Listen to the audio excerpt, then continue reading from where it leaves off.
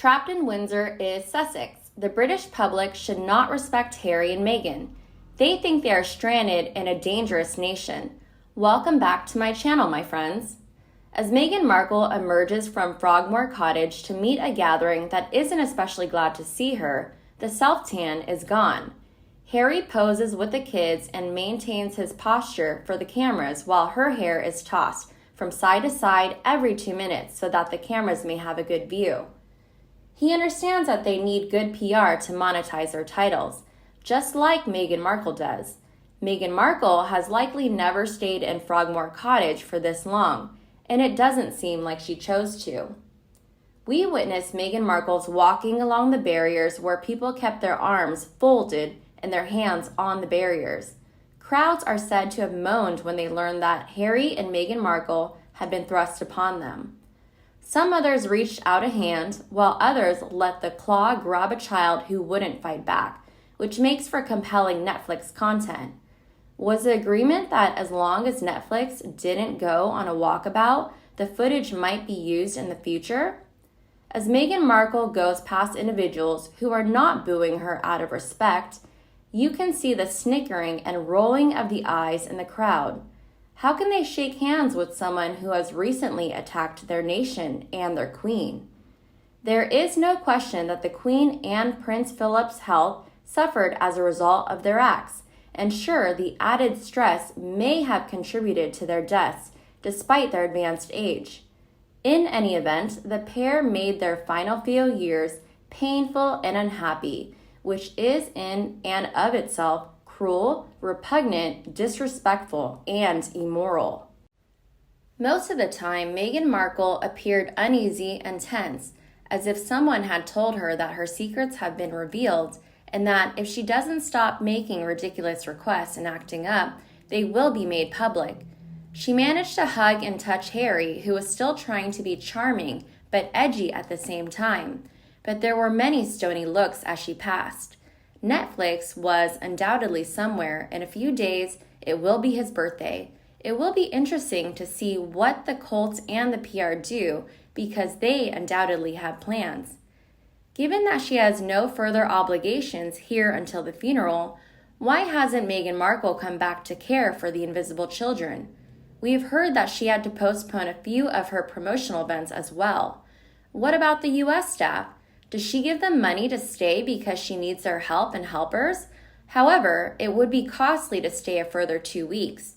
And besides, the minions already have lives and obligations of their own. How will Harry manage without the security he feels he needs because he feels threatened? On the train to Manchester and the British Airways aircraft from Aberdeen to London, he was unharmed. In a legal sense, he is contesting his father's government by requesting a court review of his bodyguard detail.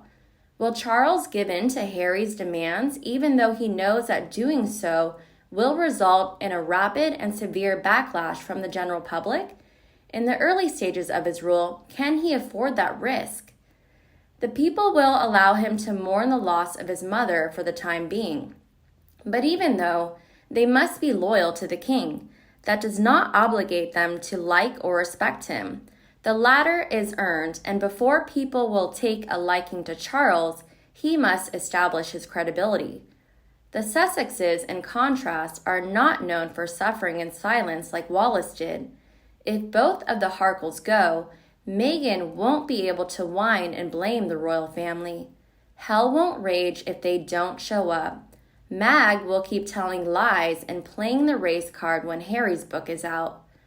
We can only hope that the royal family, led by Charles and William, will put an end to those two whiny brats.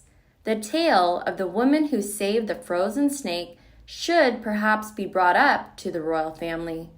The vitriol and lies that Harry and Meghan Markle spew will not stop until they have obliterated everyone in their path. I really hope she skips the funeral. Harry was kept away from his grandmother by her. If Harry had said, "I want to go see my grandmother," and she had agreed, he would have gone numerous times over the course of the 2 years. They are like pepper and salt, she claimed. We proceed jointly. She has consequently been the one who has refused to see Queen Elizabeth during the previous 2 years. She doesn't want to let him out of her sight, even though I'm sure he wanted to. Naturally, no member of the royal family would want her close by. Imagine the fights that are taking place at Frogmore Cottage right now, severely straining their very happy marriage. King Charles, on the other hand, only briefly wished Harry and Meghan well overseas and made no mention of their current positions. Wasn't looking good at all for the trash talkers and liars from California. It would be best for the nation and the entire world if they avoided attending the burial. She lacks curiosity, which is a real tragedy. To focus on oneself, if you were raised here, it would be only natural for you to want to know the history of our customs as you grew older.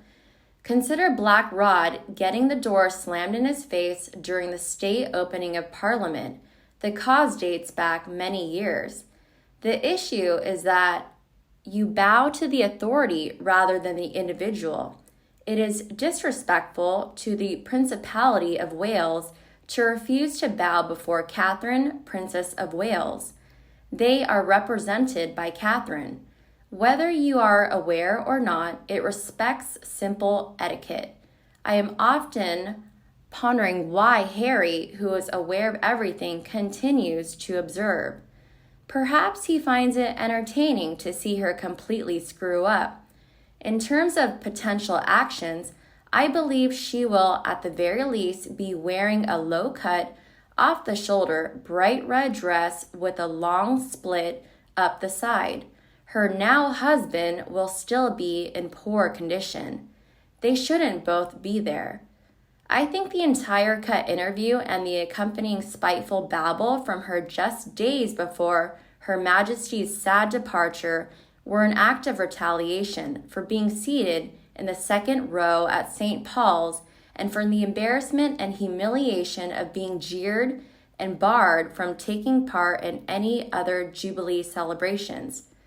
I fear to imagine what it will be like if she is forbidden from attending the state funeral, in addition to being prohibited, as it should be, from going Balmoral with Harry.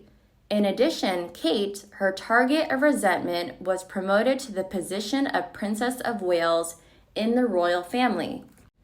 I hope this is the beginning of the royals guarding each other, the crown, the countries, and everyone. We are all well aware that hairless Harry is the king's grandson and current son, and that he should be recognized as such. However, it is important to remember that she was also involved in the mistreatment of our late queen right up to a few days before Her Majesty passed away. Death is a moment that unites a family in their sorrow and loss. It may also be a time of forgiveness in some situations. But from Prince Philip's final hours on Earth to this past week's terrorist atrocities, none of them should be forgotten. Both of our king's sons have already earned their positions in history. One will bear the responsibility and pleasure of ruling, while the other will merely be a footnote in future history books. Today's news is over for me. Your thoughts on this couple are welcome. Comment below with your thoughts, and we'll also chat about Meghan and Harry. Remember to like and share my video with everyone who has already expressed an interest in it if you think it's fantastic. Don't forget to follow my channel if you want to see more content from our group. I'll say goodbye, thank you for watching, and talk to you in the future video.